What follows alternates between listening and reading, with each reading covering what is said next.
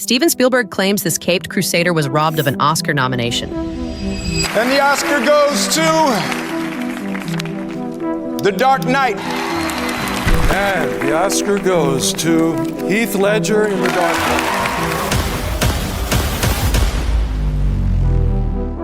Knight. Tonight we are choosing to celebrate and be happy for what he has achieved. We both knew what you had created in the Joker was extraordinarily special and had even talked about being here on this very day. We really wish you were, but we proudly accept this award on behalf of your beautiful Matilda. Maybe he's right that it definitely would have been featured at the Academy Awards if it had been made today. But that underestimates how much of an influence Christopher Nolan really had on the film industry. If he'd never had the courage to radically reimagine the genre, would superhero movies be receiving the recognition they do now? Likely not. But how exactly did he achieve what he did with the Dark Knight trilogy? And what consequences did it have for Hollywood? Come with us on a deep dive into his version of Gotham. And the Oscar goes to Christopher Nolan Oppenheimer. This is the first Oscar win and 8th nomination for Christopher Nolan. There are so many people who've dragged me up here. Universal Studios, Donna Langley, thank you for seeing the potential in this. Kai Bird and Martin Schoen, thank you for the 25 years you put into the book. To understand why Nolan's Batman was so successful, we need to look at what existed before. In the previous century, comic book movies came in a range of different styles. Batman, although often treated as a darker story than other superhero narratives, was also synonymous with camp.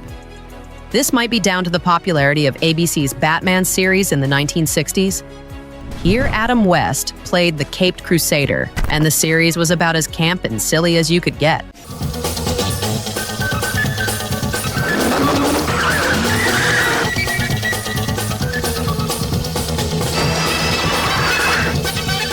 All the way through to the 1966 spin-off feature film. It was also hugely popular, which meant it informed what Batman would become for the next few decades. Tim Burton took a more gothic approach in 1989, but didn't stray too far from the camp overtones created in the 60s. When Joel Schumacher stepped in, he only leaned further into that world. In the end, he took it too far. The studio wanted me to do a 5th Batman, which would have been my 3rd, which would have featured the Scarecrow. His second film, Batman and Robin, was universally disliked by both critics and fans, despite its all-star cast. It was so bad it came close to killing the franchise forever. Some parents contend that Batman Returns, which is rated PG-13, is actually being marketed for younger children, and the movie is just too violent. For a take, Joel would pick up his megaphone, his bullhorn, and go, "Remember, everybody, it's a cartoon." But just a few years later, superhero movies started changing. Bryan Singer was the first director to successfully make big changes to the genre. His take on X-Men was released in 2000. And there's no doubt, looking back, that he was paving the way for future directors. And I think any young person exposed to X-Men says, wow, what if I could go to Professor Charles Xavier's School for the Gifted in Westchester, New York, where I could hone my fantastic powers and help defend... By Patrick Stewart. Yeah, exactly. So yeah, it's a very universal concept, I think. While he didn't remove the camp aspects of the genre, he did introduce a sharp wit and show us what team-up movies would look like once Marvel got their hands on them. Then Sam Raimi stepped into the ring. The cult director knew exactly what to do with his take on Spider-Man to prove to studios that these films had some serious box office potential. It's always been in my pictures ever since I was a kid. When I would make Super 8 movies, that was my mother's car, so it's always the car I could borrow, and we'd run over dummies with it and shoot love scenes in it and stunt scenes, and I just kept keeping it in the pictures. Hollywood films are, as you say, like Spider-Man, which Sam Raimi's films I like, actually, and I'm very glad that it was a big success. Sure, it wasn't the dark world Nolan was about to create, but the candy-colored world of Spider-Man didn't need to be that to prime the industry for Nolan's contribution. The Punisher film that came out a year before Nolan's trilogy began was proof that Hollywood was looking for something a little more gritty. Although that film still sat firmly in the world of comic book films, and by the time Batman Begins was released, it was almost instantly outdated. So what was the difference between that film and Batman Begins? Why was Punisher instantly forgotten while the world couldn't take their eyes off Nolan's Batman? The core difference was realism. Nolan just wasn't interested in making a superhero film, and it shows. He approached Batman in a way nobody had thought of before. Instead of focusing on the fantastical world around him, filled with impossible gadgets and wacky villains, Nolan told the story of Bruce Wayne as someone recognizably one of us. He was human, and that opened up a whole new world. What do you fear?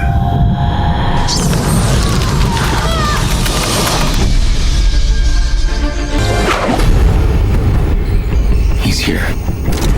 Who?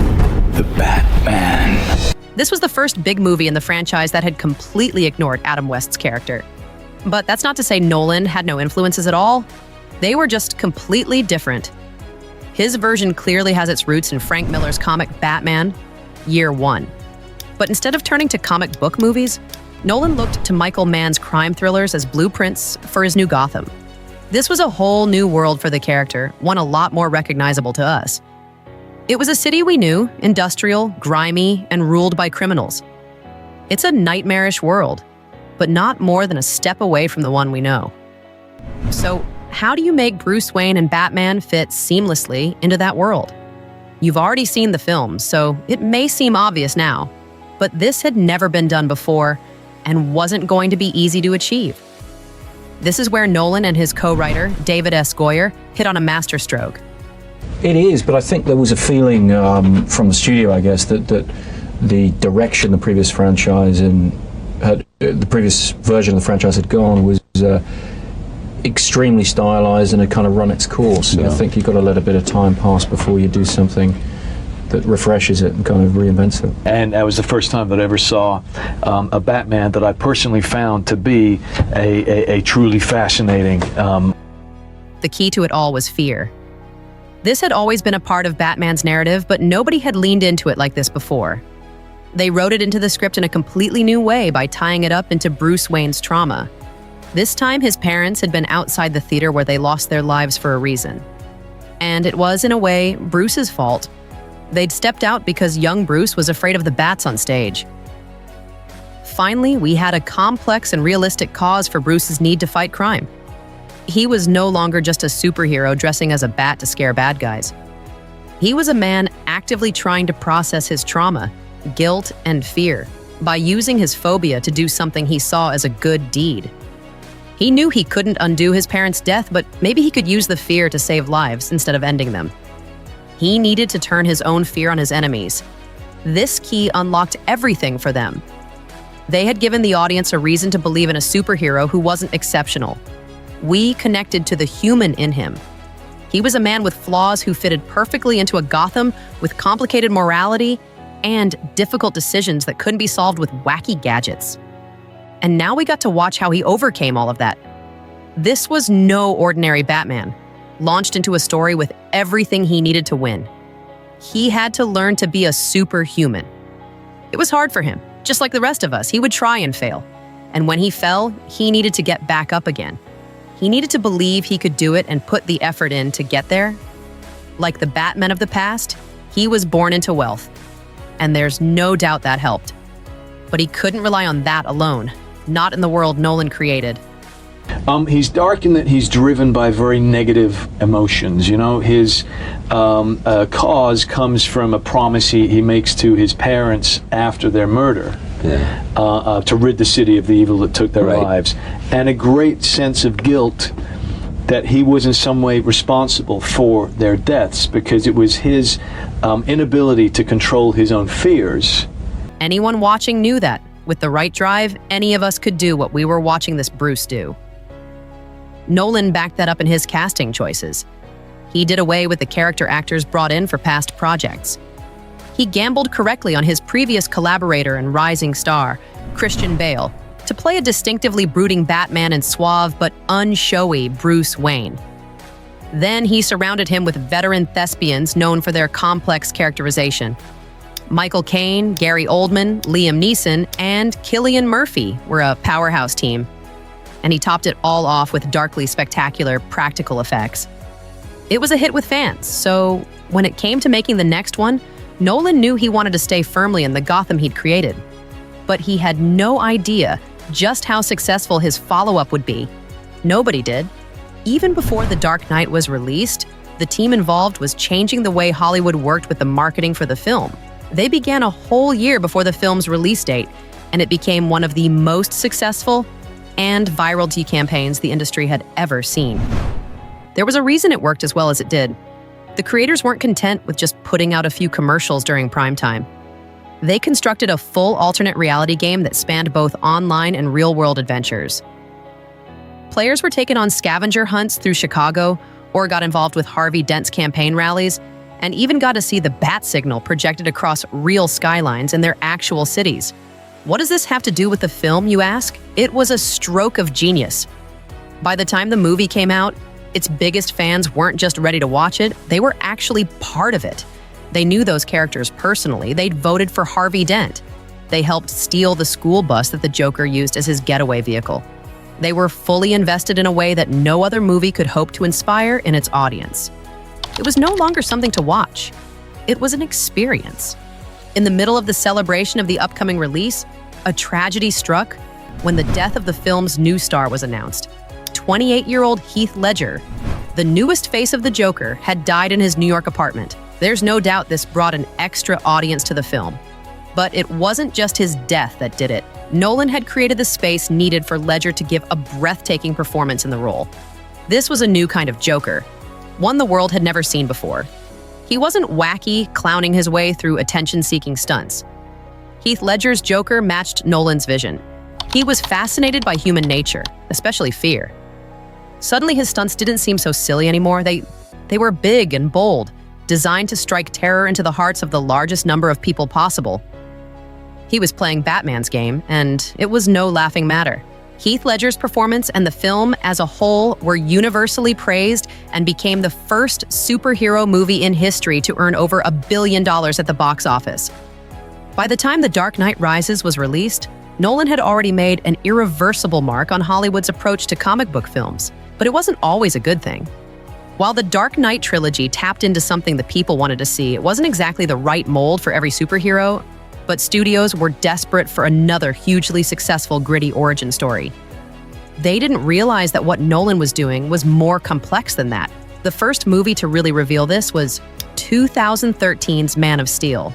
Fans simply weren't looking for a dark backstory for Superman, and only the most diehard Zack Snyder films got on board. It did well enough to lead to a follow-up, but not enough for critics to call it more than a generic blockbuster. It seemed not every superhero was built for Batman's dark world, and maybe some, like the candy-colored Superman and Spider-Man, do need a bit of pop campiness to work. But there's also no doubt that Nolan paved the way for a lot of great movies that would probably never have been made otherwise. The Joker is definitely one of these. It's another very dark urban world, heavily inspired by a director usually known for creating crime thrillers. Not Michael Mann, the person who inspired Nolan, though. This time, it was Martin Scorsese, but the results were the same. People loved watching a comic book character be born into a dark version of a world they recognized. Not long after, the Batman came along. Another take on the same character in a dark world of organized crime. No, it wasn't Nolan's Batman, but there's no doubt it would never have existed without him. It was also met with acclaim from critics and fans. But is it only characters from that comic book that work in that style? Fans of Captain America will say no. After all, he comfortably inhabits worlds filled with government conspiracies and war, elements that are definitely dark and recognizably real. Perhaps Christopher Nolan's dark reimagining may not translate to every superhero, but he has left a mark on cinema that will last a very long time. It could be decades before anyone takes those characters in a new direction again, and why should they? Fans and critics seem to love seeing Batman as a complex character in a world that feels real and challenging to navigate. Even fans of the camp old school stuff would find it hard to argue that Nolan didn't achieve something, and that's proof that he made one of the greatest comic book movies the world will ever see.